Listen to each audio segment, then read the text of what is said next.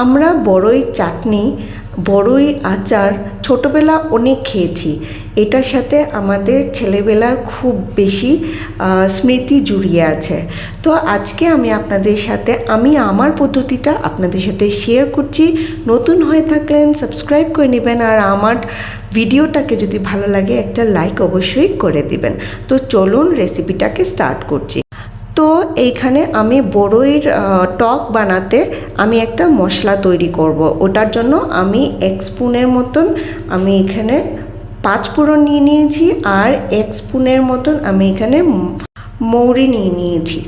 তো এখানে এটাকে আমি ভালো করে কিন্তু একটু সময় ভাজবো। তারপরে এখানে আমি একটা শুকনো লঙ্কা দিচ্ছি, আপনারা দুটোও দিতে পারেন। ঝালটা আপনারা নিজের অনুপাতে কম বেশি করতে পারবেন।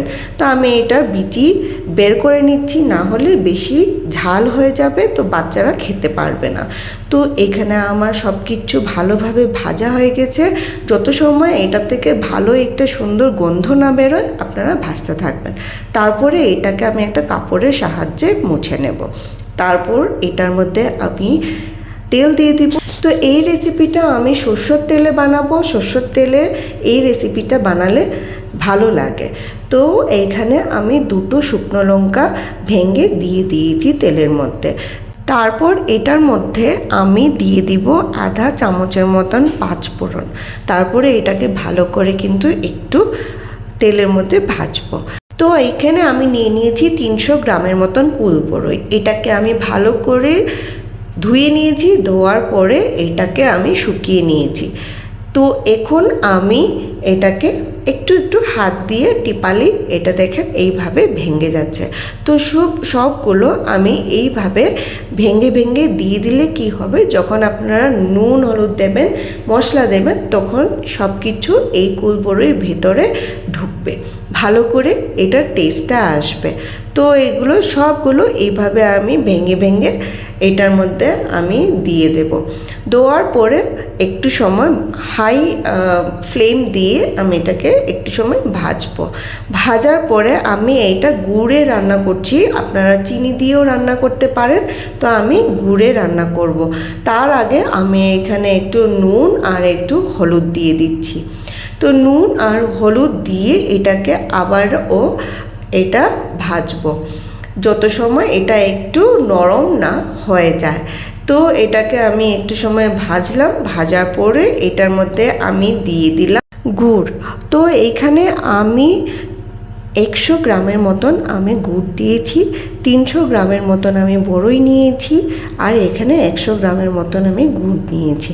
তো আপনারা মিষ্টি ঝাল সব কিছুই আপনাদের পরিমাণের টেস্টের উপরে আপনারা কম বেশি করতে পারেন। তারপর গুড়টাকে আমি ভালো করে একটু সময় এটাকে গলানোর চেষ্টা করব। তো এইটা অনেকটাই টাইট ছিল। এটা আমার গুড়টা হলো গিয়ে আঠালি গুড়, তো একটু সময় লাগবে। তো এইদিকে সাইডে আমি যত সময় গুড়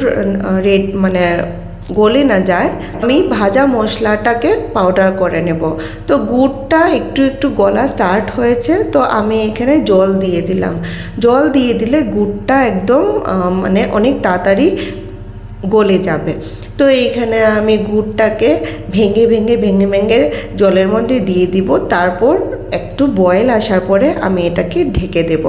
তারপর আমি ঢাকনাটাকে খুলে দেখব কেমন কি হয়েছে। এখনও দেখেন গুড়টা ভালো করে পুরোভাবে গলে নাই। তো আমি আবার এটাকে ঢেকে দেব। ঢেকে আবার আমি এটাকে 5 মিনিটের মতন আমি রেখে দেব। তো যত সময় গুড় গলবে না অত সময় আপনাদের এটাকে রান্না করতে হবে। তো এইটা আমার দেখেন গুড় ভালো করেই আমার গলে গেছে। গলার পরে এটা একদমই দেখেন পুরো আঠা আঠা টাইপের হয়ে গেছে। তো এই সময়টা আপনারা যেটা ভাজা মশলা আমরা রেখেছি সাইডে, ওই ভাজা মশলাটা আপনারা এখানে দিয়ে দেবেন। তো এই পাউডারে আমি যে পরিমাণে নিয়েছি এইটাতে আমার হয়েছে 2 চামচের মতন। তো এখানে আমি 2 চামচ আমি ভাজা মশলা নিয়ে নেব। তারপর এটাকে ভালো করে এটাকেও আমি এটার সাথে মিশিয়ে দেব। তো একটু সময় রান্না করার পরেই দেখবেন গুড়টা পুরো আঠা আঠা হয়ে গেছে। তো তখন আপনারা বুঝবেন যে ভালো করে এটা তৈরি হয়ে গেছে। তো এটাকে আপনারা সার্ভ করুন, আর এটা আপনারা ফ্রিজে রেখে অনেক দিনই আপনারা এটা খেতে পারবেন। তো দেখতেই পাচ্ছেন গুড়টাকে পুরোভাবে আমি আঠালি করার পরে আমি গ্যাসটা বন্ধ করে দিয়েছি। তো এটাকে ঠান্ডা করে নেবেন, তারপর এটাকে আপনারা সার্ভ করুন। কেন কি গুড়টা এখন গরম, তো গরম গরম আপনাদের এই চাটনিটা খেতে একদমই ভালো লাগবে না। এইটা হলো গিয়ে একটু ঠান্ডা হলে বেশি ভালো লাগে। তো দেখতেই পাচ্ছেন কত সহজভাবে বানিয়ে নিলাম বড়ই টক চাটনি। তো এইটা বানাতে আপনাদের একদমই অসুবিধা হবে না। আশা করছি আপনাদের আমার রেসিপিটা ভালো লেগেছে। যদি ভালো লেগে থাকে তাহলে একটা লাইক অবশ্যই করে দিবেন। আপনাদের লাইকে আমরা খুব মোটিভেট হই।